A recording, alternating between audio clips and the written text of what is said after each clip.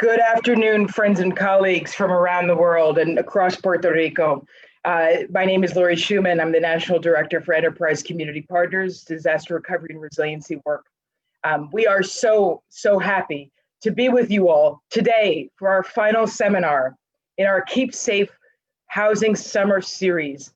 We started off 6 weeks ago with the incredible Aramanzon to talk with us about what our risks are, what our climate risks are, how do we identify them? And we've gone through so many topics together, site fortification, then through energy resiliency, water resiliency. We met with community leaders to talk about community resiliency hubs. We also met with Dr. Abruña to talk about how do you survive without electricity. We've gone through so many topics, including how do you protect your structure and your house from being impacted by storms and floods and earthquakes. We've come a long way over the last 6 weeks. And today we're here. And so just so happy to be here with such esteemed colleagues to talk about how do we put this all together. We've gone through all these strategies. Now we want to talk about how do you actually execute these strategies? How do you build them, deploy funding, build to code, get your permits? Who should you work with? Who are your contractors? So I'm really excited for us to be here together. I'm going to launch a poll for everyone to take for the next couple of minutes and tell us who you are and where you're coming from. This helps us understand who's in our community. Next slide, please. Enterprise Community Partners is a nonprofit based in the States. We bring together communities and stakeholders to build housing that's connected to opportunity. Our goal is to build as much affordable housing as possible and to make sure that that affordable housing remains in place through all of these shocks that are occurring with great rapidity in our communities.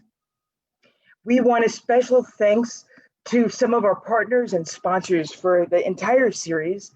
This includes El Vocero de Puerto Rico, Simpson Strong Tie, Builders Association of Puerto Rico, the Foundation por la Arquitectura Puerto Rico, Habitat for Humanity, the AIA, the Colegio Arquitectos, and so many more that have helped us make this all possible and to give you this series totally free and accessible. Next, please. The reason why we care so much about this series and the Keep Safe Housing Initiative is because we know there are millions of households living across Puerto Rico and the States, around the world, and many of you in the audience from Hawaii and the VI and all over the world that are living with very limited means. Not having enough funding and money to just meet day-to-day expenses means if there's a major impact or event such as a flood or an earthquake, the households may not have enough money to re-roof their house or to fix their home so that their children can have a safe place to live. And we also know that as a result of these storms and climate events, so much housing is vulnerable to impact. And so we want to make sure that housing is able to withstand these impacts and we can build in a resilient way. As you can see on this slide, there are many households across Puerto Rico that are living with limited means. So it's important to understand how to build to code so that your building is safer. Today, we're going to talk about how to get funding to support this work and what to consider when you actually are going to build. Next slide. And we know that the risks are coming at us from every single direction. So many of you are calling from your home, quarantining in place from COVID. We also have had a very tumultuous summer and still continue as we're in one of the most unprecedented Atlantic storm seasons ever recorded with, now we're in the Greek alphabet for our storms. We've got multiple risks coming forward, including economic fallout from the COVID epidemic, as well as all of the storms and earthquakes that have befallen so many communities across Puerto Rico and across the world. And the legacies that communities have lived with, even before these events, have traumatized a lot of households. So it's important that we understand how to safeguard our most one of our most valuable assets, our home. The Keep Safe initiative was built with hundreds of experts and leaders across Puerto Rico to identify the best strategies to promote safe housing. The strategies featured in our book and that have been featured on this seminar include everything from building and protecting your house to building energy systems and to ensuring that water systems are safe. We came together after Hurricane Maria to build this work so that we could provide to you best-in-class information for you and your families and your stakeholders and partners to use as you build housing that's affordable and safe. Next slide. And this series, as many of you have been with us, we have more than 300 consistent students, so thank you. This is a very large class indeed. This book, like the series, talks about the sequence of building housing. So like I said, we started off with how do you identify your climate risk in the introduction of the book. Then we go through how do you deal with your site and fortifying your site to make sure it's safe. And then we move into building protection, how to make sure your building, like a family, has all of the elements that hold together in a seamless and continuous load path to protect the building from any risk. And then we moved into passive habitability. How do you build your building and your home such that if electricity is not available, you can still live there? We draw upon the ancient wisdom of so many designers and architects that have been building for hundreds of years on that particular series. Then we moved into energy generation and how do you back up your building should the grid go down. And then we talked about water, where we looked at how do you collect water, how do you filter it, how do you deal with your septic systems on the ground to make sure that they're safe, not only for your house, but for your community. Then we moved into community engagement and strategies to help us identify how we can, as communities, be stronger together and safer, and what a community resiliency hub looks like. And today we're looking at putting it all together. This is a very special segment where we're actually looking at the nuts and bolts of how do we put all of this together. Next slide, please. Next slide, please.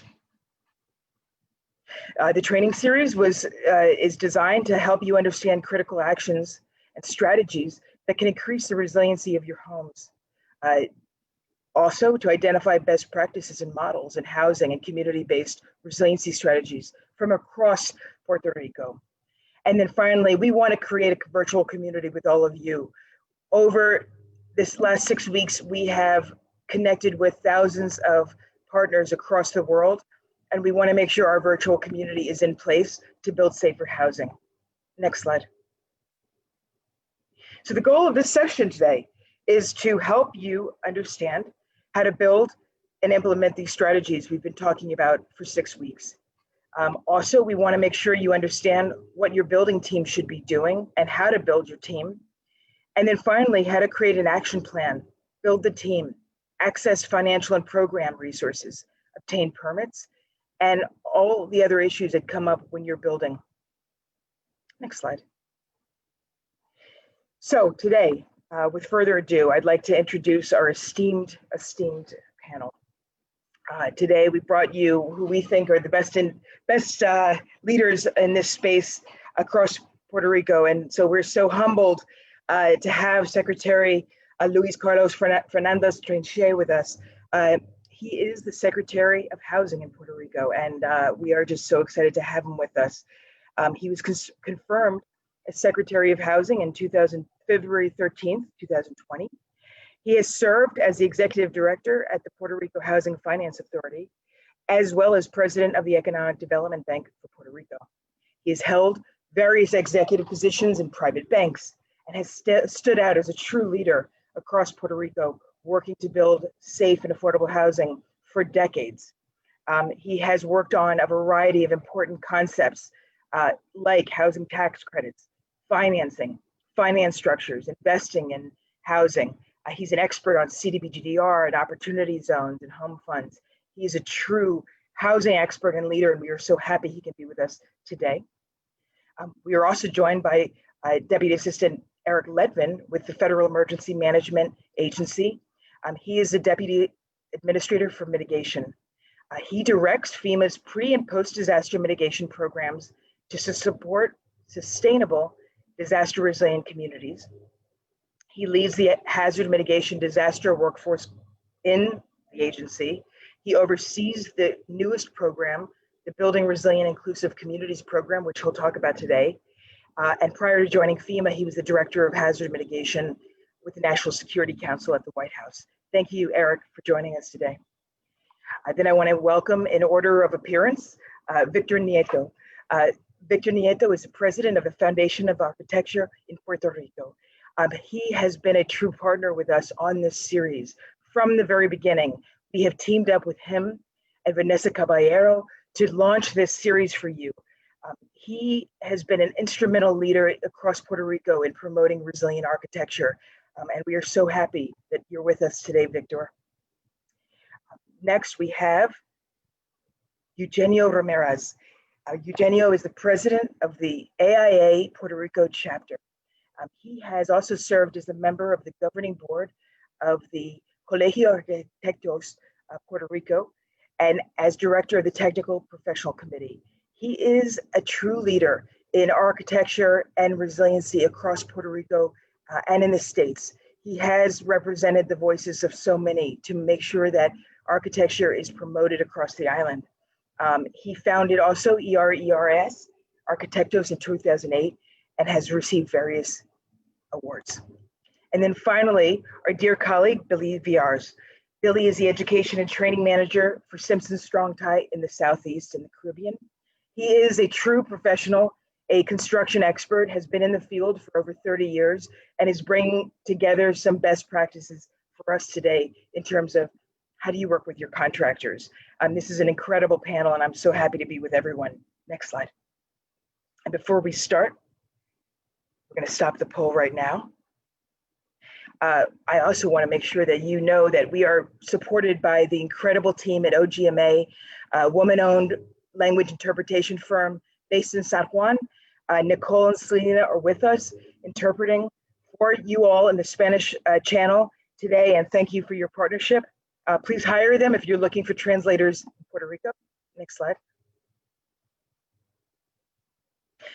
For today, you will receive one of many credits for attendance. You can either receive a credit from the AIA in the States. You can also receive a credit through the Colegio Arquitectos y Arquitectos Paisajistas as well, and or a PDH credit if you're an engineer. Or if none of these fit the bill, we will send you a certificate for taking our series. And the top 10 people that apply first get a free book that we will send you in the mail when we get back to our offices. Next slide. So with further ado, I'd like to now turn over to Secretary Fernández to talk with us about the Community Development Block Grant Program and how Vivienda has stepped forward leading recovery in Puerto Rico. So thank you very much, Laurie. Thank you for your kind words. And really, I am the one humbled by the invitation. A question, you said that I have 2 hours for the presentation. Is that okay? A day.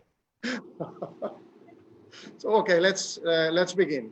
I'll turn off the camera just to make sure that the connection that I have here is stable. So after I finish, I'll turn it on and answer any questions that you may have. So I'll see you later then. Next, please. Next one. Thank you. So these 2 slides, even though they have a lot of information, I would like to highlight a couple of things. After Irma and Maria, we had 142 days from the event to the publication of the federal register notice. I mean, it took a lot of time in order for us to see a draft of the first documents that would be dealing with the entire upcoming process at the time. After that, we had 365 days from the Federal Register notice and receiving the access to the first allocation of the $1.5 billion. And as you can see in the top red line, we had 742 days before having access to the second allocation, which is the 8.22 billion. And out of those 8.22 billion, only access to the first 1.7 billion in funds. So right now we have access to $3.2 billion in the different programs that we have. Next, please. In the second one, the main aspect is how long, even though you may later review all the information on the details that we have in these two slides, it's how many days we were in lockdown. So it's almost 60 days. So since I came up in February up to now, almost a third of the time, we had no construction activity whatsoever. So what happened in the meantime? What did the Vivienda team, including all aspects of Vivienda, both the internal group, the CDBG-DR group, and the external consultants did during that time? Next, please. Next, thank you. So one of the main programs, and this program, City Revitalization, was launched back by the end of March. So one of the things that the program does is we allocated $600 million to the 78 municipalities. Half of it, 300 million, was allocated on a pari passu basis. So that is the same amount to each municipality. The remaining amount, the 300 million remaining, we established and identified 7 different criteria, and using those as a framework, we then allocated that amount to the municipalities. The result being that the municipality with the least funding, Jayuya, has 5.22 million available for urban revitalization, and then San Juan, who has the largest allocation, almost $21 million. I'm getting a message here that the audio has been lost.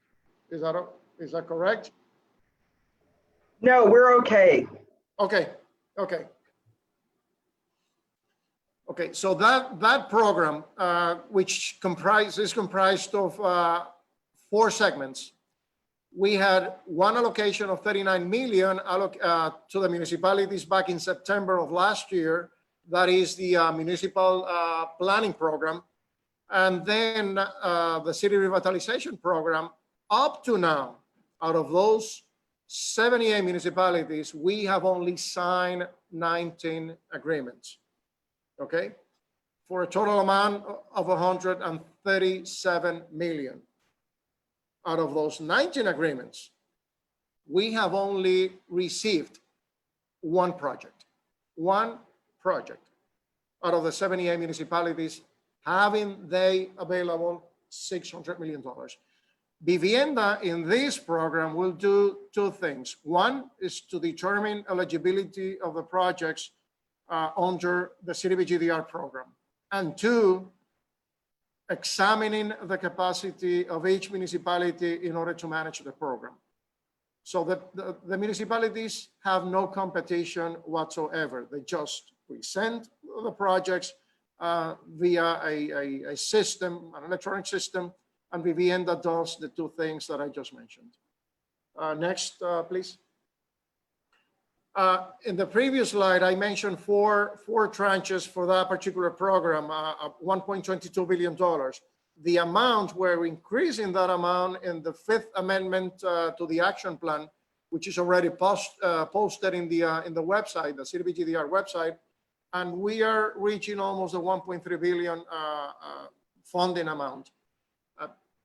3 additional programs under that allocation. One, it's 345 million, which will be used by municipalities and NGOs in order to address the same issues. There will be another competitive round for $178 million where municipalities and NGOs can compete. In the first two, the $600 million and the $345 million, if any NGO desires to participate in the funding that each municipality has, they must go through the municipality in order to have access to any portion of that funding. And we have a last allocation in that particular program of $100 million in order to revitalize, one, the urban centers of the Rio Piedras campus, UPR, and which is $50 million for that aspect, and then another $50 million for the urban surroundings of Mayagüez campus. In this slide, another program that was launched beginning by mid of last year.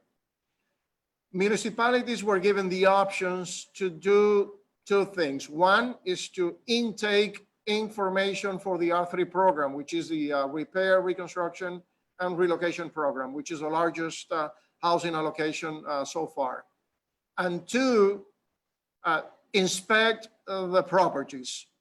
Amount of agreements signed, as you can see in the slide, 9.5 million.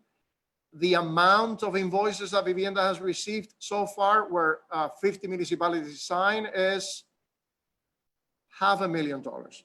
So as you can see, even though those funds are out there, available, going back a few months, even going back to last year, accessing those funds have been very difficult, or at least hasn't drawn the attention that we need in order for participants to take advantage of those funds. Next, please. Another of the programs that we have a non-federal match program, $1 billion allocated and available for public agencies, municipalities, etc. So far, just one municipality, that is Ponce, has signed an agreement requesting funding from this allocation, $283,000 out of the $1 billion. It is just an impressive amount. Next, please. We have launched so far 16 programs during the pandemic, beginning February, which is when I first appeared in Vivienda, mid-February actually, we have launched 6 of those 16 programs. Most of them, including today, where we published the NOFA for the CDBG-DR Gap to Low-Income Housing Tax Credit, which is in total a $430 million program, was announced today, and the QAP and the documents are available beginning today. We have 4 housing programs. Next.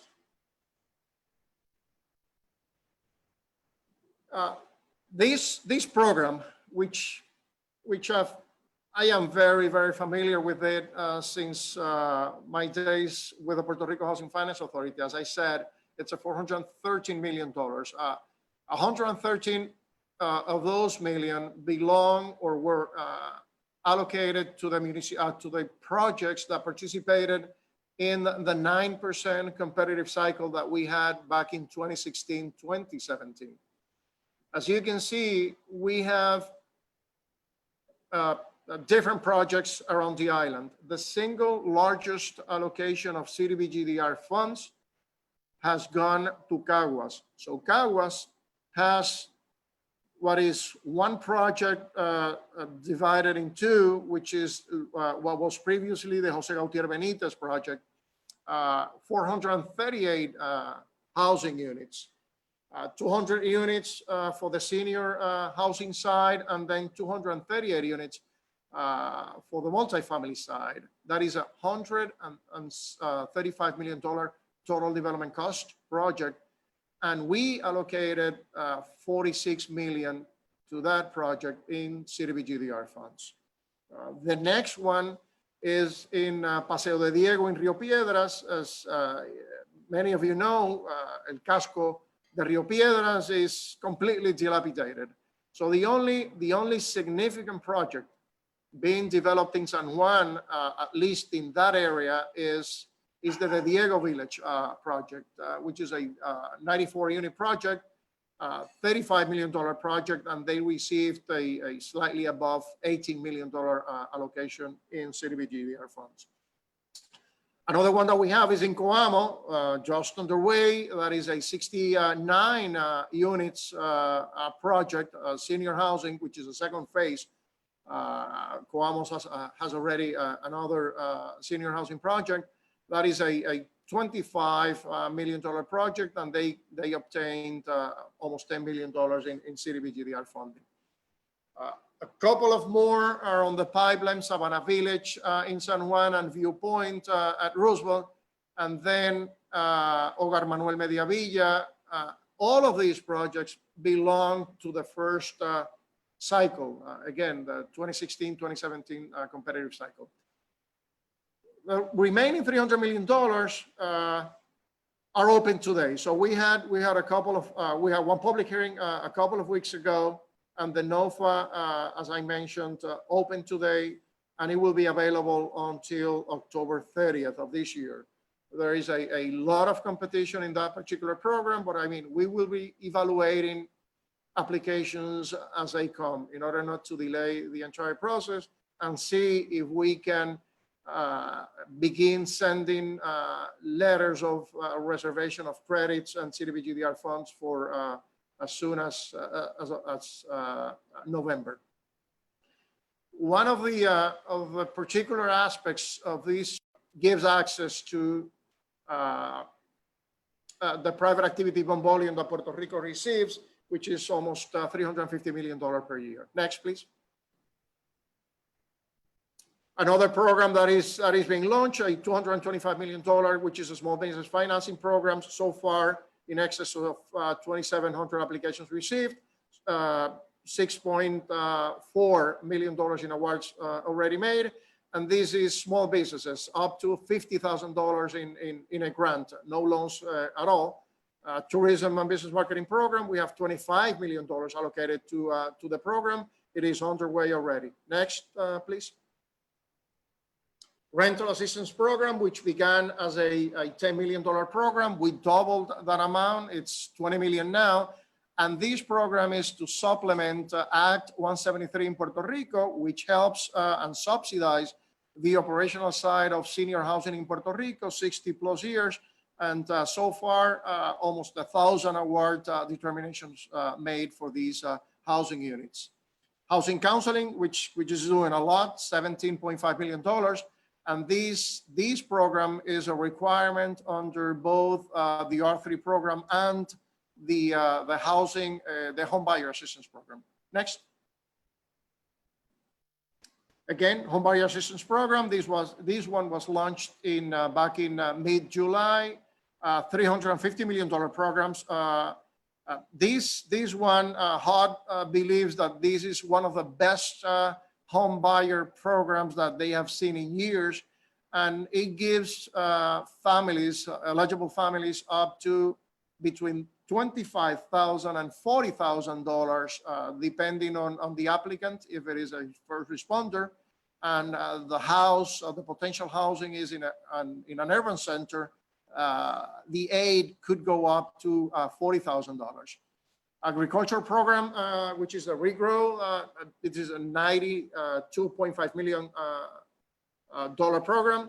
This is an incredibly flexible program in terms of eligible activities under the program. We are running the program through the Puerto Rico Science, Technology, and Research Trust. They are very familiar with procurement processes, with federal programs. That was one of the main reasons of having the trust being selected to run the program. And this one provides between $25,000 up to $150,000 as a grant to eligible applicants. Next, please. So again, these are some of our partners for each of the programs, Puerto Rico Housing, Economic Development Bank, etc. We're trying to have as much as NGOs participating in various capacities in all of these opportunities that CDBG funds allows and the historic opportunities that it allows in Puerto Rico. Next, please. Next. Again, this is a glimpse of the budget, what we have and what we can have. First tranche, again, 1.5 billion, full access, 8.22, the second allocation, out of which we have access to 1.7, so in total, 3.2 billion. We have a small allocation for additional infrastructure on med needs, $278 million. We are still waiting for the energy grid allocation. We were actually talking today to the Appropriations Committee of the Senate in the States, discussing these and all the programs and asking for expectations as to when we should be receiving the Federal Register notice. And then we are currently working with the CDBG MIT notice, which is the $8.3 billion allocation for mitigation purposes. Next. Okay, out of the total 20.2 billion, we have, again, the 3.2 available. We have obligated $1.16 billion. And so far, even though it says 105, as of today, that amount is $115 million. Next, please. This is a graph showing the previous slide. Next. Next. When I began back in February, not a single house was in repair or reconstruction in the R3 program. So far, we have completed, the number today is 118 houses. The number in the total of housing units in progress, in the process of construction, is 928 units, which is the updated number for today. Next, please. This is a sample of one of the housing units. Next. We expect for the R3 program to have between 1,500 and 1,600 by the end of this year. And we expect completion of between 500 and 600 housing units by the end of 2020. Next. Next. In process are the three programs that appear in the slide. We have a $35 million for the business incubators and accelerators. We received, surprisingly, 115 applications. For the social interest housing, again, a very high number. We didn't expect that. 44 applications. And the one for the workforce training program, 40 million, 122 applications. I suggest that you access the CDBGDR website, where you have the 5th amendment to the action plan, and we are adding $50 million to each, the business incubators and the workforce training program. So each one will reach 85 million in the first and then 90 million in the second program. Next. CDBG MIT, 8.3 billion. Next. We already held 2 public hearings. They were televised. The 16th was one, and then the 18th, the other one. And we did a simulcast on TV, radio, social media. This is the first time in Puerto Rico that a public hearing has been televised for a program of this magnitude. Next. This is what happened there. Next. Next. And the draft of the CDBG MIT, the $8.3 billion package, is already in the website as well. We are addressing those 4 main areas: infrastructure, housing, the economy, impacting each one of those segments there, and of course, planning. In the housing side, the emphasis will be in mitigation, and we are allocating so far $2 billion in that category. Next. This is some of the extensive analyses that we've done in order to determine the risks that Puerto Rico should be expecting. I highly recommend that you go through the action plan and go in details. And we will be posting these maps in the website just to make sure that you can just click on any region in Puerto Rico and see what the real impact for each one of the categories of risk, and have a complete idea of why we are being driven into one direction rather than in the other. Next. Next. I'm sorry. Wow, that was fast. The previous one, please. And the previous one. So let's stop here. Go ahead. Next.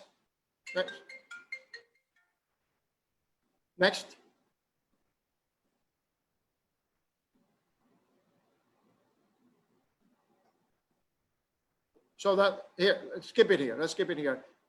I suggest that you try to participate and provide comments for the action plan. We will have 3 additional public hearings, the ones posted there in October, but we really encourage participants to comment on the action plan, participate in the public hearings.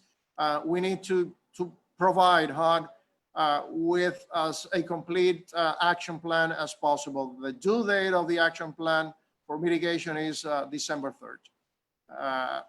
And the last slide, which is the website, where you can access for any additional details. Lori, I think that's it for me.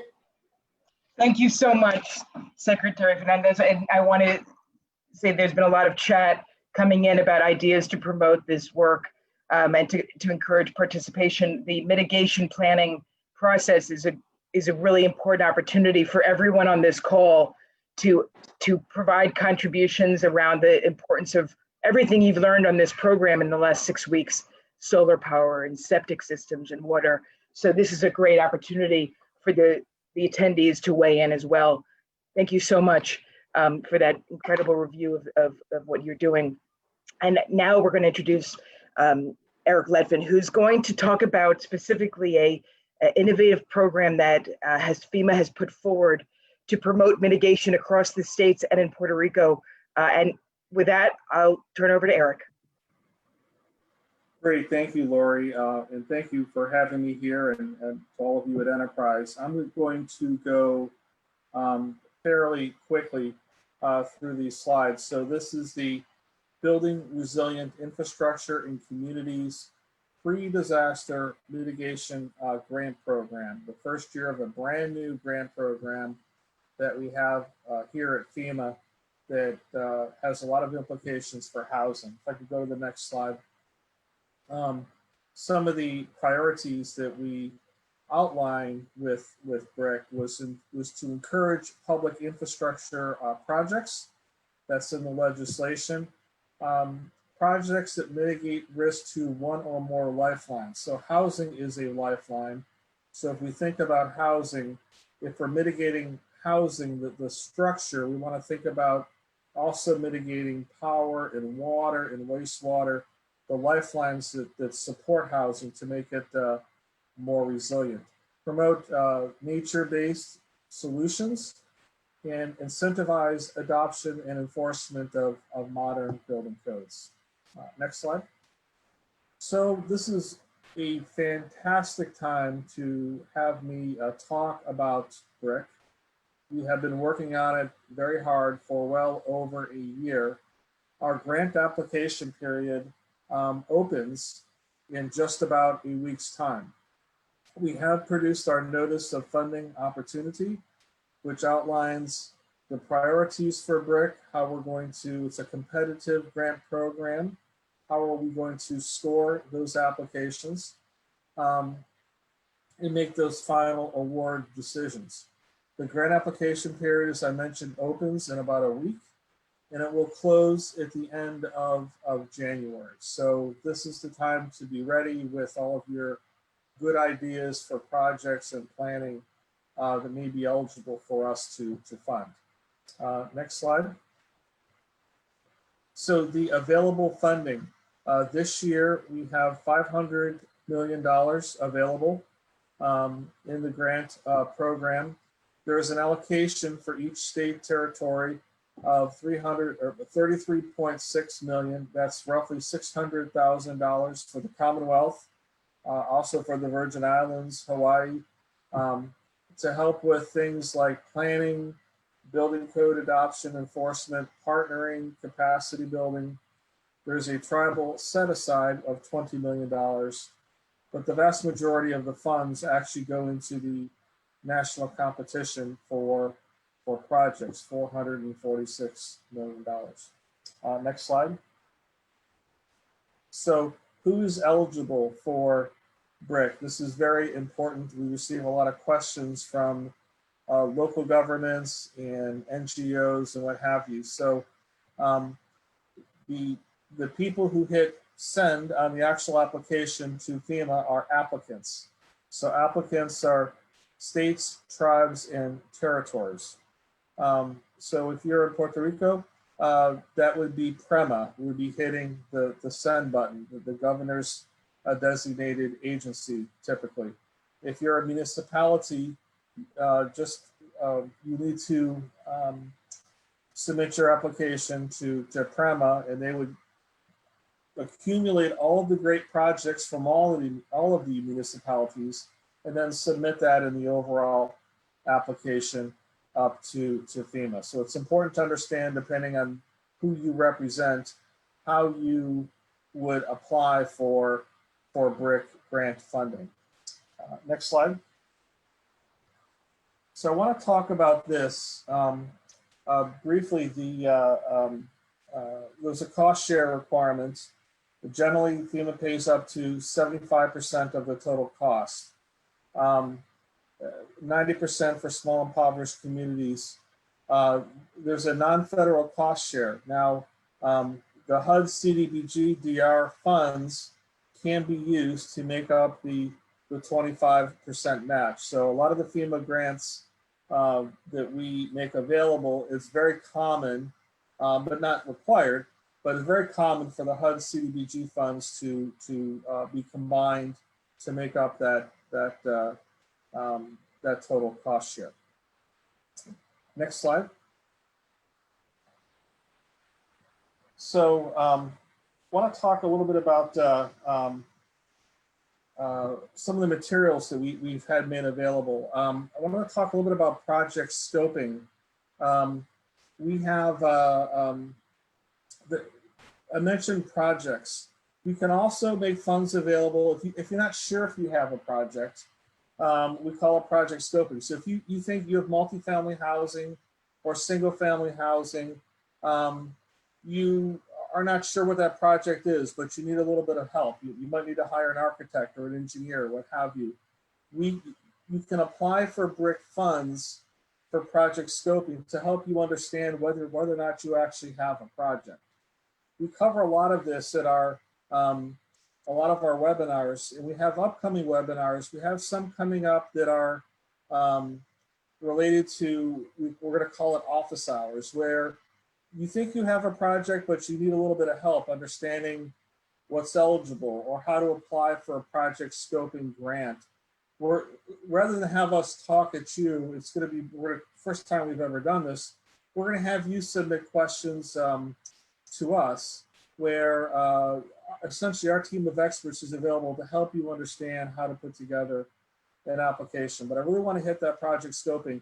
Housing is a very popular area for grants to come to FEMA, and flooding is also a very popular grant. We get a lot of stormwater management type projects, but I also want to mention earthquake.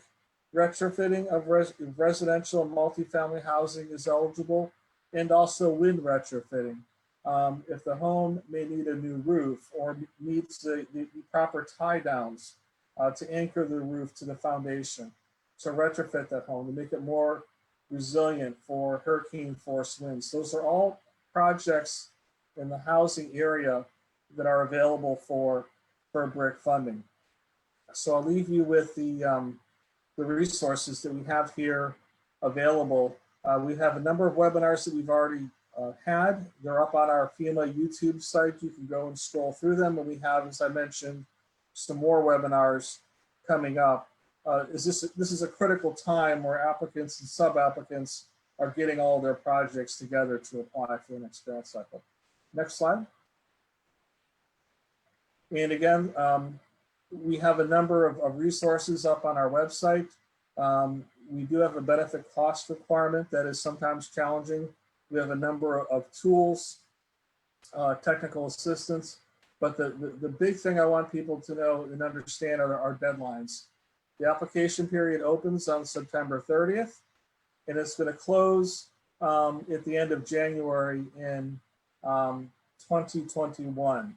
Some states or territories like PREMA may decide, and I don't know what they're deciding, that they want to cut off all the applications from a municipality, a sub-applicant, by a certain date and time. So you want to check with your state agency, check with PREMA, and understand what those potential internal deadlines are. So September 30th, it opens up. You can start applying in our grant portal, and it closes for us at the end of January. But again, please check your internal deadline if there is one. A lot of those deadlines are being set like literally almost every single day right now.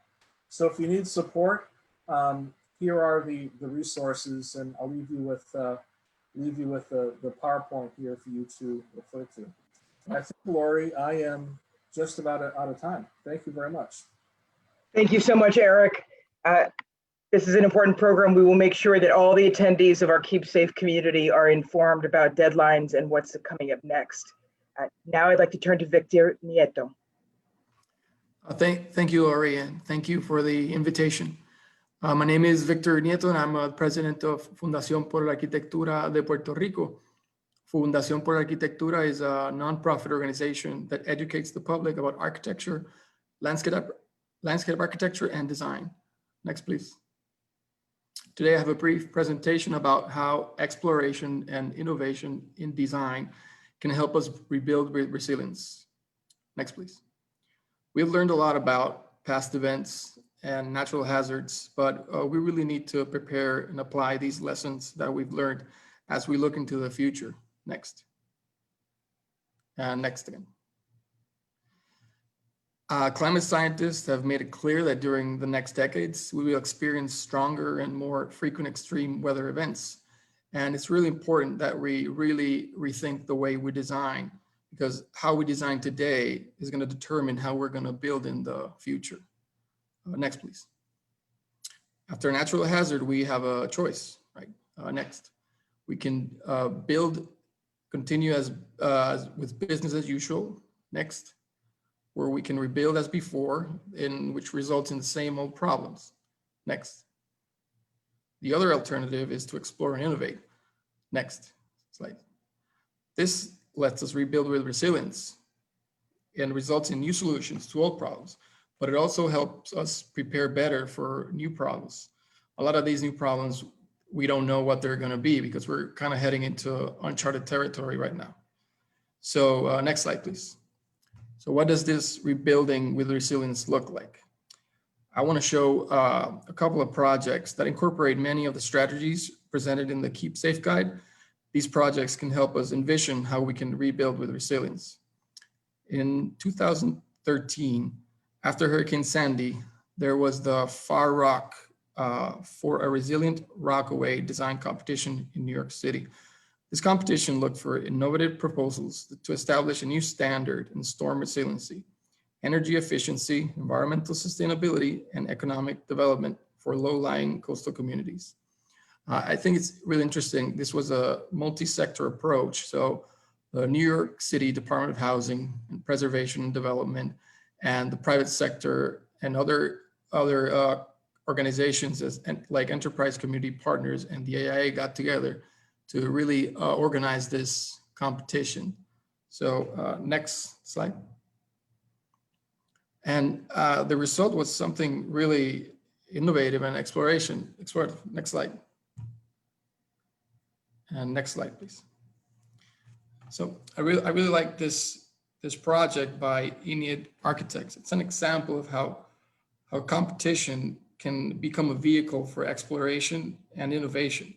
And even though this wasn't the winning proposal, I really liked how the way this really pushed the envelope on traditional housing design and really presents a vision for a new and different kind of community, one that really works with nature and integrates natural systems and natural solutions.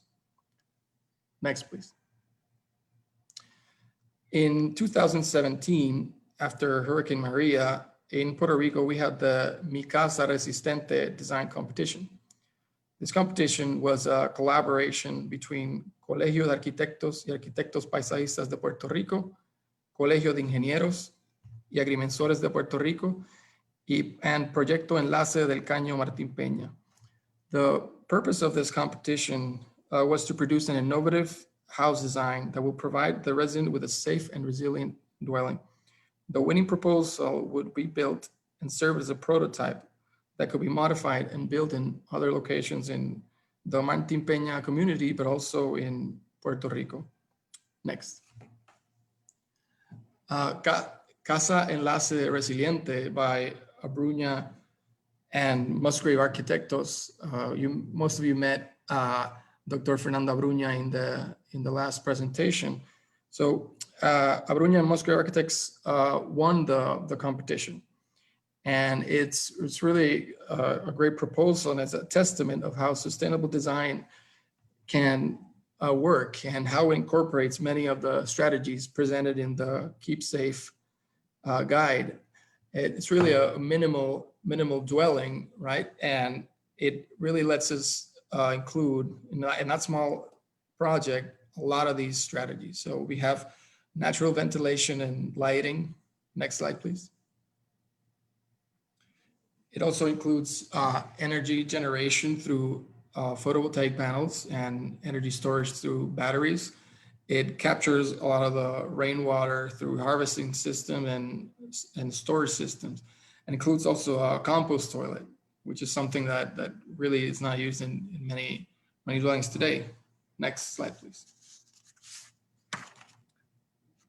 And one of the things is that this house is actually under construction right now. So in a couple of months, we're going to get to see how it is and how it feels and how it performs as a sustainable and resilient building. Next slide, please. These are some of the interior views of the spaces in the house. Next, please. Another project I want to present to you is the Casa Moriviví by Marvell Architects. This project also incorporates many of the strategies presented in the Keep Safe Guide. In the words of the architects, our culturally sensitive, readily adaptable home provides residents with physical and psychological comfort before, during, and after natural disasters occur. Designed to maximize structural stability, yet minimize energy and water usage, it is built with local components that promote ease of assembly, leave space for creative expansion, and foster ownership by way of customization. Next slide, please.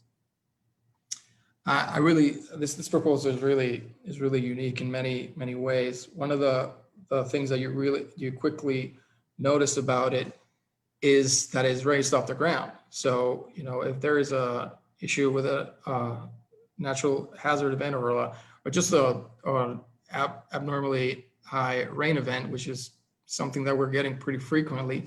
Next slide. So this house remains on top of the water. So just like one simple element you can do in the design really helps the outcome. Next slide. It's a really efficient design and kind of minimalist design. You know, we're talking about a place to sleep, a place to go to the bathroom, a space to eat, and a space to have your daily activities like eating your meals, cooking your meals, and just being with your family, which is interesting because it also becomes kind of a covered outdoor space. So it kind of blends between the interior and the exterior of the house. Next slide, please. You can see, you know, just like it's a simple, efficient design and really beautiful, the result. And you get a lot of, you can have natural lighting and a natural ventilation, and a lot of these spaces are really, really functional. Next slide, please. This is a view of the room, and you can see some of the, can be also windows, but also the storm shutters. So they work as both. Next slide, please. Again, you know, the long strategy in terms of like the orientation and proportion lets you have cross ventilation through the whole house, and the storm shutters can also become kind of these shading mechanisms, which are used during the day, during the normal use, but then if there's a storm event, they can close and protect the dwelling. Next slide, please. Like I mentioned before, you know, the building system takes into account local materials and ease of assembly. This is really important in terms of wanting to get a lot of these houses built quickly and efficiently, and really you can have a lot of the people working on it who are local contractors and local workmen. Next, please. And also another aspect of this project is really important is the modularity. This permits formal variations of the unit and different ways that you can combine this unit to make it into a larger building for a larger family, or it can also become multi-family, right? So it doesn't need to just be a single family home. And you know, you need to think about these things when you do the initial design, so that these can happen in the future. A lot of buildings that we do, you know, we don't think about family growing, but you never know if your parents are going to move in with you, or you're going to have more children, and you don't need to be changing the home you live in. Everything, one of these things happen, and an alternative is for your house to be able to grow. Next, please. And also the idea that a grouping of a module can create a community. So it's not just about a house and the people living in the house, but who lives next to you and around you, and really creating that sense of community, but also letting people customize their own home, so that they're not having the same house as everybody else. You know, they kind of have their own identity from their home. Next. So I want to finish with a list of resources. I'm gonna send these links out to Lori, so she can send it out in the email, so you can look at these a lot of these projects with more time. And I also want to recommend a website called Casa Resilientes. It's the link at the bottom. It's a website that was put together after the Mi Casa Resistente competition by Omaira Rivera and Yara Colon. And it brings together a lot of resources and example of resilient housing designs in Puerto Rico. A lot of the competitors for that competition are in that website, but also examples from around the world. So we need to learn not just from local examples, but from examples in other places and that deal with different hazards. And next slide, please. So you're thinking probably rebuilding resilience, you know, it sounds great, but it's really important to think about, next slide, please. How do you build it? And next slide, and how do you pay for it? So I'm gonna leave you with the next speakers who are gonna go talk about these other things that are really important because we want to be able to execute this vision that we have for being able to rebuilding with resilience. Thank you, Laura. Thank you, Victor. And before we turn to Eugenio, you exactly nailed a lot of the questions coming in from the audience. How much do these houses cost? And a couple other questions we'll review during our discussion. Okay. Thank you, Victor. Now presenting Eugenio Ramirez. Thank you, Lori. Thanks for having me here. It's a pleasure to be part of this excellent group of professionals presenting today. And I will be presenting a little bit about how to build things, how to manage construction, basically. So if you go on to the first slide, please. So probably heard I'm president of the AIA Puerto Rico chapter. I am an architect and very interested in designing buildings that are resilient and are efficient to work with our concerns of the environment. So it's very important to be part of this new movement that's going on. It's really important for the planet to be part of this. So next, please. The AIA, first of all, which I represent in this presentation, is an institute that was formed in 1857 in the United States, and it was established in Puerto Rico as a chapter in 1966. And we are the voice of the architectural profession, promoting its value and betterment of the built environment. We have been really active in supporting humanity's collective call to action in climate change, and we have been very strong in helping after disasters. At this moment, we have been named, AIA has been named one of the 100 institutions that are working on, working against and saving the world against COVID by the American Society of Association Executives. So it's an institution that is very, it moves really fast to the times and tries to anticipate and work with what's necessary. So next, please. What I will be talking today about is mostly practical items. I think it's important that if we are going to put something together, if we're going to build something, we have a plan, we have a process to do it. And the Project Management Institute has done a great job through times in basically laying out the process of how to build and how to get any project done. In our case, specifically construction projects. So there's a 5-step process consisting of the initiation or conception of a project, the planning of the project, the execution, performance, monitoring, and closure. So the project is, you understand the project from the beginning, whereas there's really not a project, it's just an idea, to the closure, to having it being really finished and completely done. Finishing things is very difficult, probably all know this. Anybody can start something, to get it done, it's another thing. So as part of these 5 processes, there are many, many details that are important, but I will focus today in what I believe is some of the most important items that need to be considered for people that are working on getting a project done. First of all, I have to say that project management is something that needs to be accounted for in the beginning of the process.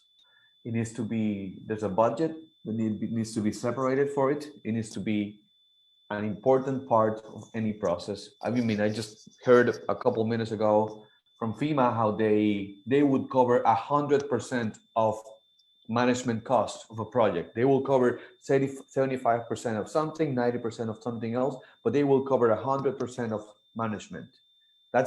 That means that for them to get the project done, it's very important to account for who's going to manage the project. So that's a very good example of how important management is. Next, please.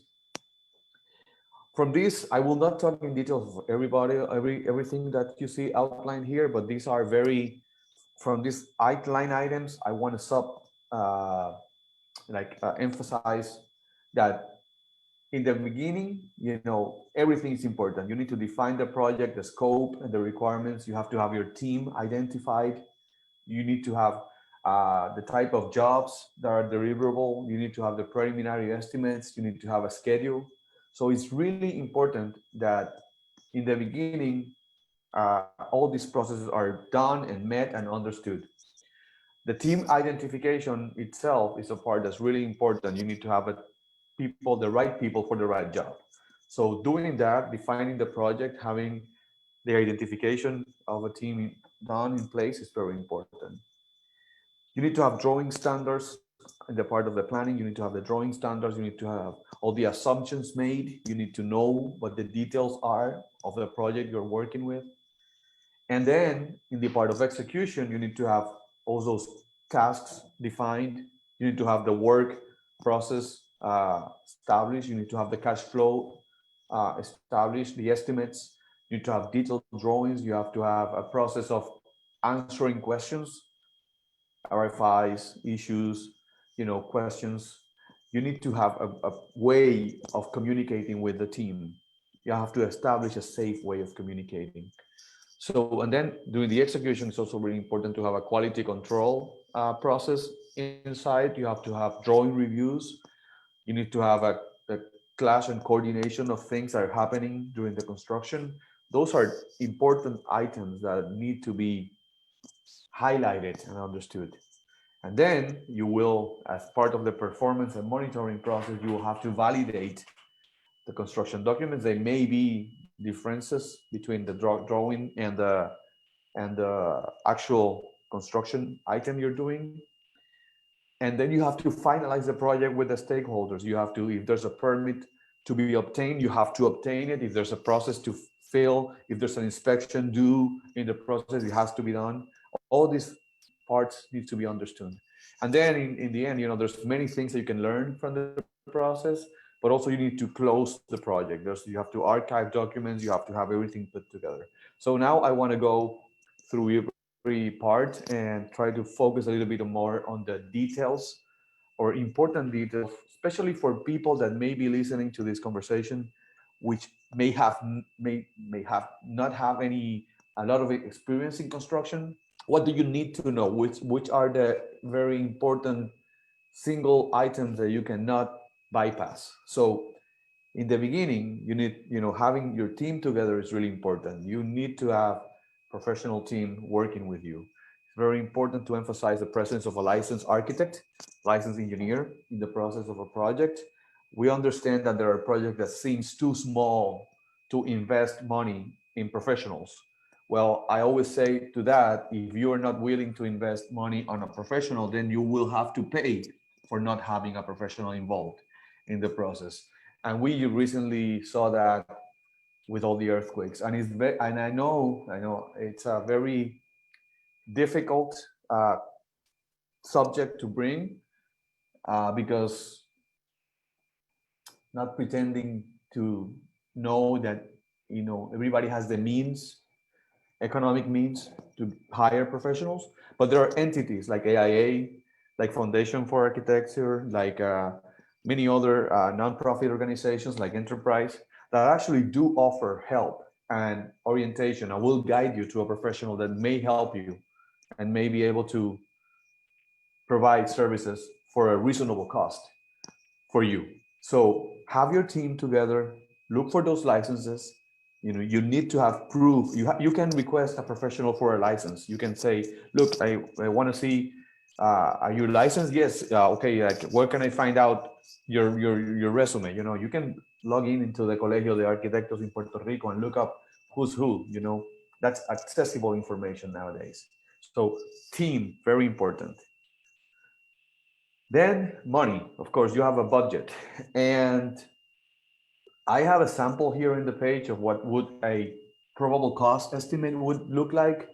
And if you look at this document, you'll see there are line items that you may not expect that they are present in an estimate. Like, for example, bank fees, municipal taxes, stamps that you have to pay for the institutions, like permit fees. You know, there are many items that are not, we call them soft costs. They're not directly related to the construction itself, but they are part of constructing. So when you have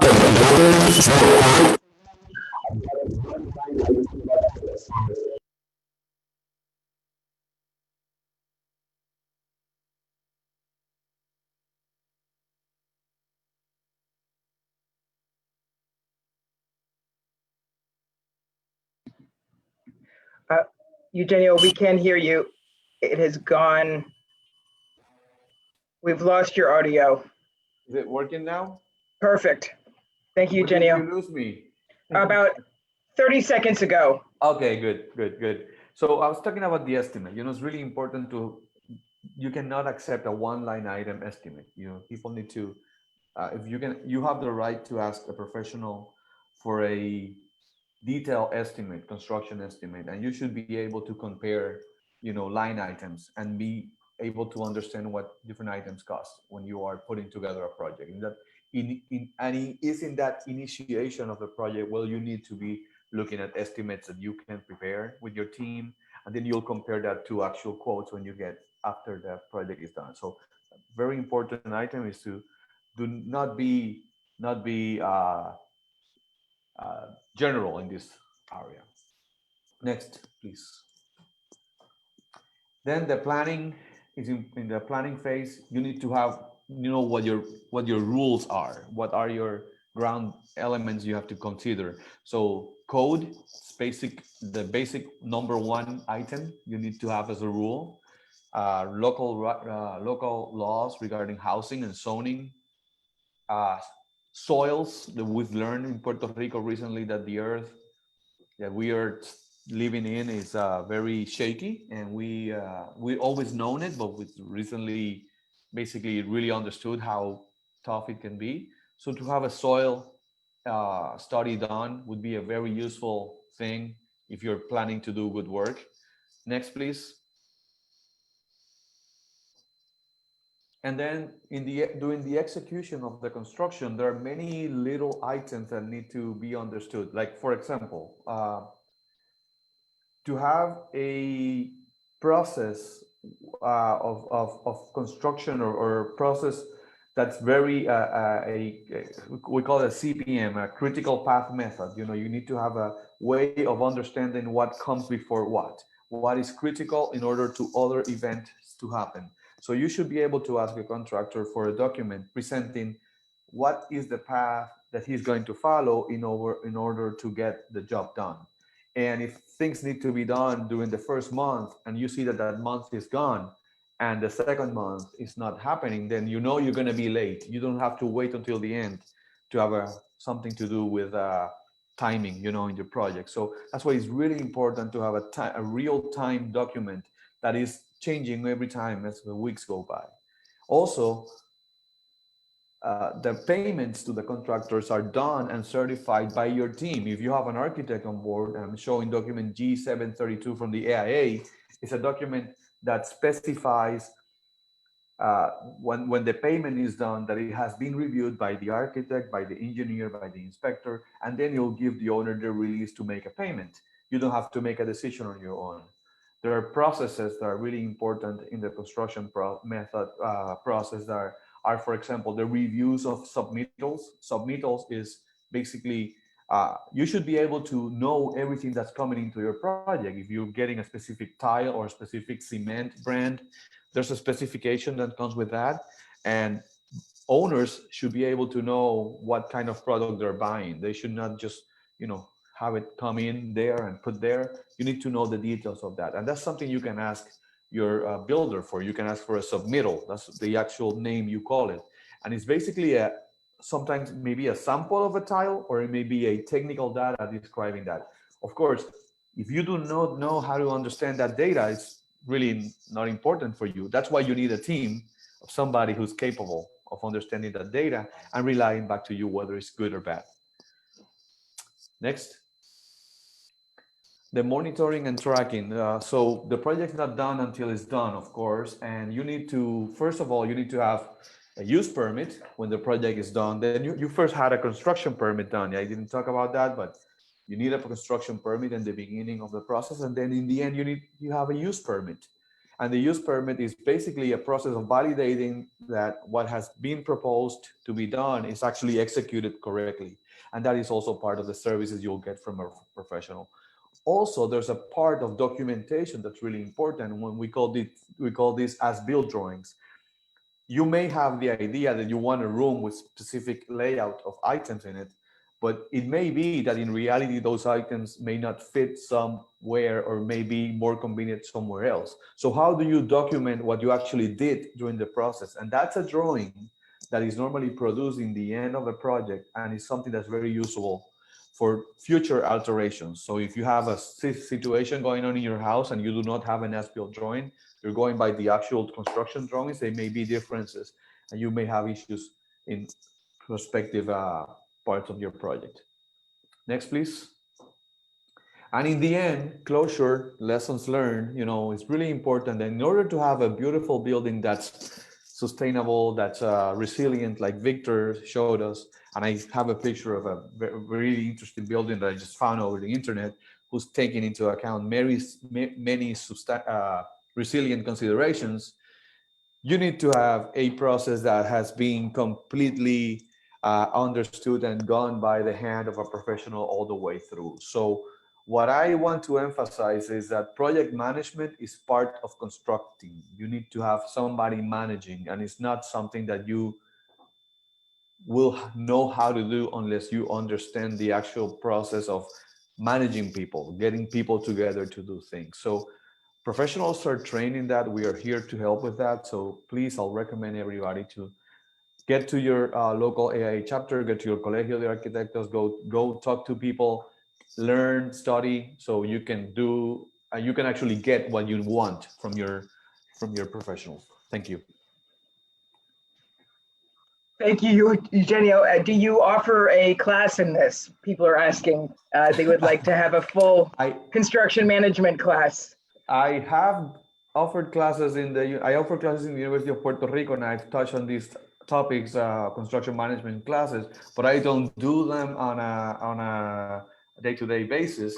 But I will be more than willing to send information to anybody who I can direct them to people who does, with pleasure. Excellent. Thank you so much. Now we're going to ask Billy VRs from Simpson to come in and give us a sense of how to work with your contractor. And a lot of you on the phone work with local contractors or friends of the family, and so it's important to follow these principles, even if you're working with a smaller contractor. Billy, please. Great, thank you, Laurie, and thank you, Eugenio. That was a great presentation, and Victor and everyone else as well. Just kind of setting the tone and outlining all of these things. And if nothing else, I hope everyone in attendance today takes away, if you only take away one thing, is that you can reach back out to this fabulous effort that Laurie and Andrea and others have put together, and all the information here is just a resource. So if nothing else, just remember how to get in touch with them and go back and find the information. So but with that, let's take about 10 minutes and let's do kind of a checklist and focus a little bit more on working with your contractor and some things to do. And Eugenio touched on some of them, but I wanted to go a little bit deeper into them. So if we can go ahead to the next slide, please. So the first thing you're going to want to do is start to search for a contractor. I would advise and that you try to choose local. It's much easier to get hold of someone if they're local, plus the local contractor tends to know what is acceptable in form of construction. Oftentimes, building codes are becoming more and more something that's used and people refer to. And so a local contractor is going to know what code officials may require.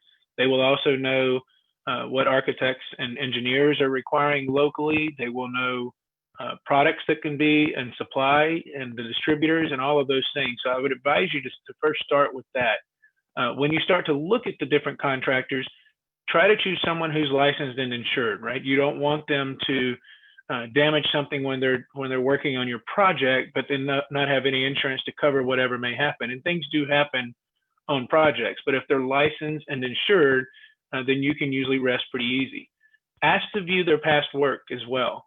Things that you'll want to know, are they just doing small remodels and small repairs, or do they do new construction, or some of both, or you have a home that, and then the additions, like Victor was showing, when you have to add-ons and stuff. So ask to see a contractor's past work, much like an artist who carries around a portfolio and can show you their work. You're going to want to see the same from your contractor. Would also recommend you choose someone who provides a warranty. I have a friend that used to be in this business. He's since retired, but he talked about that if we built airplanes like we build houses, then airplanes would fall out of the sky all the time, right? The home is the biggest purchase that we make, and we typically don't have much of a warranty, if any at all, but try to do that and see if someone who will warranty their work at least for a year, which is pretty common in many places, so that they will come back for any problems that you have. I also would encourage you to get multiple estimates. Right? It's very important to see, and while we don't want to necessarily take the lowest price of an estimate, you don't want to overpay at the same time. So get multiple estimates and compare together. When you look at those estimates, be sure and look at the materials. We've had in our past classes, we've talked about the different qualities of materials, from whether it's timber or the mortar or reinforcing bar, or the roofing that they're using, the gauge of the metal, or the weight of the shingles, additional fasteners, all sorts of things go into that. But when you look at those estimates, have the contractor go through line by line what each one is and identify where that cost is coming from. It's also a good idea to have them demonstrate how certain products and applications work. There's a lot of stuff out there for floodproofing and waterproofing and impact resistance for shutters and your roofing upgrades, but make sure they understand how those products work and can show you information. Many times the manufacturers have handy little brochures and information that allow someone who's in the industry to explain to you what those things are. The other thing is, take your time to choose, right? This is not something that you need to rush into. I know that if you have a home that's damaged and you want it repaired right away, but make sure and not rush into something without looking at all these considerations, and take your time and choose properly what best works for you. Next slide, please. With that, and then this goes into part of what Eugenio was saying, when you have that contractor, right, set up a contract for services, right? You want something in writing that defines the scope of the work. Typically the architect or the engineer is going to define the scope of the work of the project, but make sure that's consistent with what's in the construction contract.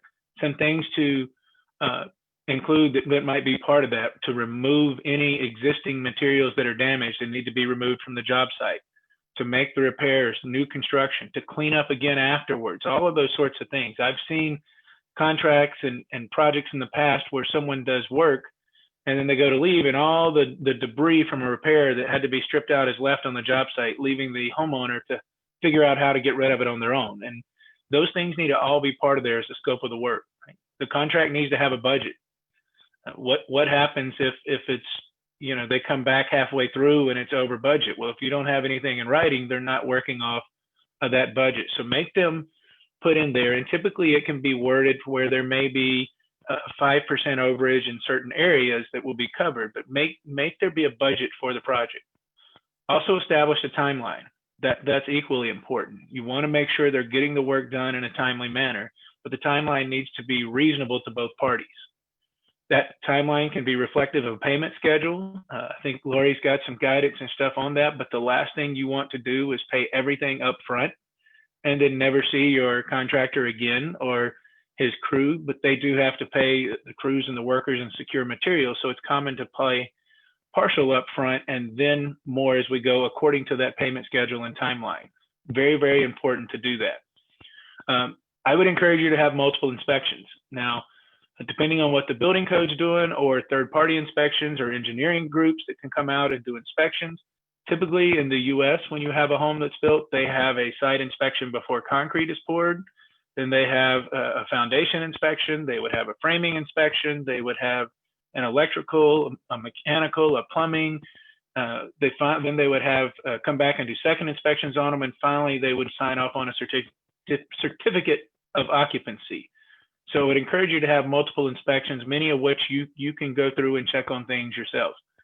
Within the contract, it's good to have penalties for delays, so that if something is wrong, now understand that some delays can't be controlled, but if others are just because they don't come to work some days, there has to be penalties for that. And all of that wraps up in that contract that you both want to keep and adhere to. Next slide, please. While the work is going on, probably the number one thing you can do is ask questions. Why are you doing this? How are we doing this work? Is this what's common somewhere else? Again, perform those inspections. You know, we want them called out in the contract, but perform them again yourself, the certified instructors. This is very important to do that. I would also encourage you to collect your manufacturer's warranty papers. If you're putting in a roof it's very common here to have a roof that's 30-year warranty, then you need to take all that paperwork and be sure and make copies of it, file everything that you have. If they're putting certain windows in to impact, you need all of these things, the warranties, to go through there. I put in all caps because I think it's very important to take lots of pictures. If something does go wrong after the fact, we don't want to have someone come in and tear it all apart to show that. Fortunately, smartphones are around and take pretty good pictures nowadays and videos. So if it's your project, your house, you're there regularly, take lots and lots of pictures as the project goes up, right? Get any changes that are made in writing. That happens often. They go to look and, hey, a material is unavailable. We're going to substitute it with an alternate material. Get those changes in writing. Maybe it's something that you wanted changed. You know, you wanted to switch to a different siding material or roofing material, whatever it may be, but get all the changes made in writing, and finally put all of those things into a job file. You're going to want to come back maybe 5 years, 10 years after the fact to something and look at, you'll have all your papers, all your contract, your terms, your manufacturer's warranty, all together there. And hopefully you've backed up the pictures of it as well. Next slide. I'll call this next one, The More You Know. Remember this Keep Safe program. This has been a good series of webinars that have been taught. Some of the key things from earlier when we looked at structural were to build a strong foundation, to build stronger walls, to build a sturdy roof, and then anchor, seal, and protect your openings, mainly from water intrusion, and to flood-proof your home as well. You need to follow all those things and make sure you have a continuous load path within your structure. So remember the Keep Safe guidelines and go back and visit those as you're building. Next slide, please. Lastly, protect your home. You want to make sure you have insurance. This is key, right? Your home, as I wrote in there, your home is a part of your life. Keep them both safe and prepared, and that starts by having insurance on the property. Again, take more pictures. Regularly go through both of the structure itself, but when you're back in and settled in your home, take pictures of everything that's inside your house for insurance purposes. And finally, have a plan for when events come. Make this a part of your project. What shelter do you have? Do you have water and food, supplies for simple repairs that you can make through, chargers for phones, radios to listen to? All of these things need to go a part of this as you're finalizing with your contractor and moving into your newly rebuilt or repaired home to keep everything as it should be. So with that, I'm going to hand it off to Lori, who's going to help you figure out how to fund all of this. Thank you, Billy. This was an incredible, no-nonsense, straight talk on how to work with a contractor, especially if they're smaller or if they're, you know, you want to make sure you follow all those basic rules. Thank you so much, Billy. So in the last 5 or 6 minutes of our program today, we're going to just run through a really important piece of this entire exercise, which is, okay, this all sounds good. How am I going to pay for it? So I'm going to go through a couple different few minutes of some tips and some programs and some ways of paying for this work, and then we're going to close. So a couple questions to ask when you want to finance anything, from your roof or your foundation or your walls or any variety of strategies that we've talked about in the last 6 weeks. First of all, how can you bring down the cost? Once you've talked with a contractor or several contractors about getting a bid, where can you negotiate some cost savings? Can you procure the materials separately and only pay for the labor? What implications does that mean? How can you negotiate with the contractor to lower the cost? Secondly, what is available for free or low cost programming? And I'm going to go through a couple of suggestions to help you identify ways of doing this with no cost. Third, can you get a low interest loan from your local bank? Community banks are much more able to provide lower cost loans, especially if they know you. Always include resiliency when upgrading. So if you're ripping out your septic system in, at any point, you want to make sure you can potentially have a leach field laid out. And then where can you save money today or over the long term if you invest in a resilient improvement today? Next slide. Couple programs I want you all to know about. First of all, the Weatherization Assistance Program. This is available through the DDEC. This is a program that is literally a turnkey scenario. If you sign up and you meet the income requirements of this program, which is 200% of the average median income of your community, you will have contractors that come to your house, design, install, commission the work, which could be ventilation, it could be replacement of mechanical systems, it could even be insulation. They will install it, they'll commission it, and they will leave you with a brand new program installation. And this is a great deal for anyone who doesn't have any money, wants to do some work on their house. It's a great program, and we will pass out some links afterwards. Secondly, you've heard from the Secretary today, the Department of Housing has a lot of programs that are coming up, especially the resiliency, energy, and water programs. Stay tuned because these are really important programs that will not be charged to you. And then there's something called a solar power purchase agreement through what's called a PPA. There are some local PPA providers in Puerto Rico, like Sonova, where they will literally lease back power to you once they install solar on your rooftops. So you don't have to pay for the solar installation. They take care of the installation. They even take care of the battery system, and they lease that energy back to you. This is a great program for folks that don't have the funding to invest, but they do want the benefit of the resiliency improvement. Next slide.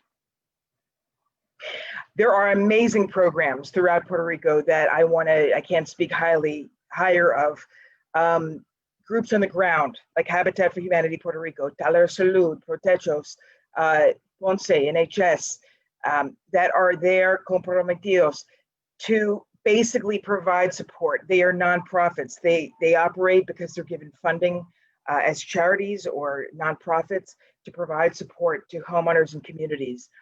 For example, our colleagues at Heart 9/11 provide roofing support or building support for families that can't afford to pay a contractor. These are incredible partners that have stood up time and time again to provide support to communities. They need support themselves. They offer that support to families that need. So there's a whole list in Keep Safe, but I want to let you know that they're available to support you. And if anyone on the call is from any of these programs, please tell us if you have any updates on the chat. Next one. Next slide. Grant and loan programs. So what we're trying to do is provide you with some good programs that will be applicable for families on fixed incomes. The USDA has an amazing array of programs that are available, either through grants or through loans. I know we have a couple folks from the USDA on this call today, and we'd love to hear from you in the chat how people can get in touch with you. There are programs available to support water assistance for the communities, like aquifers or catchment of rainwater or stormwater management. There's also community facility support. So a couple of weeks ago, we talked about resilient community hubs. There's programming and funding through the USDA to support this. Water and waste disposal. So we talked about septic a couple of weeks ago. There's program support for this. And then the Small Business Administration has disaster loan assistance. So after disaster, you can get a loan which is forgivable through the SBA. The paperwork is pretty intense, but it's a good source of support for households that need it. Great. So we just got Arlene Zambrana, who runs the USDA in Puerto Rico, is on the call today and just gave us the number for the Rural Development USDA. Please get in contact with them. They're doing incredible work throughout Puerto Rico, bringing resources to families and communities. Next slide.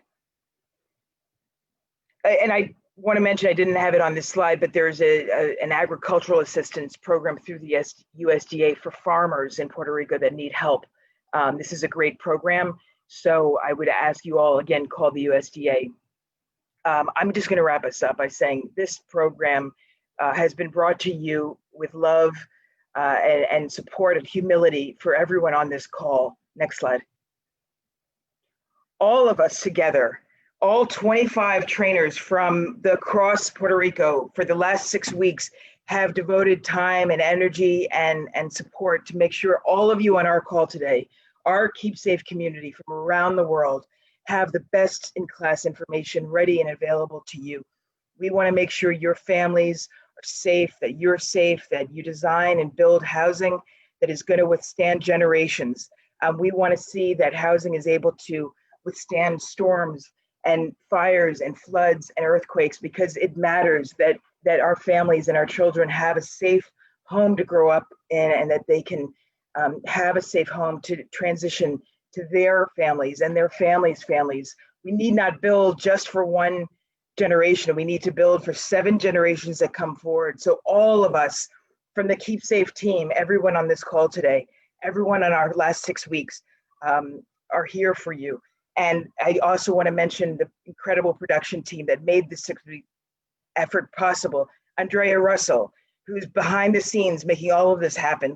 Lindsay Ponta, who's been running all of our social media and making this all come to life. Ashley Roseo, our incredible intern, who's looking for a new internship now and has an incredible amount of support that she's provided to us. All of you on the calls that have come back every single week, all 300 plus attendees from all over the world that have come together to say, I commit to a safe future for my family, for my community, for Puerto Rico, and for Hawaii and USVI and Colombia and Mexico and Venezuela and England and Saudi Arabia and everyone who's been on our call today in the last 6 weeks. Next slide. It has been an incredible journey. I'm here for all of you. I'm Lori Schumann, the Director for Resiliency and Recovery. And if you have any ideas, insights, email us.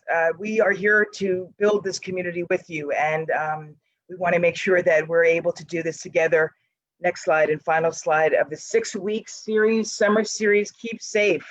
The 3 women that are building, that learned how to build after Maria, who are in our book, our mascots from the Heart 9/11 team.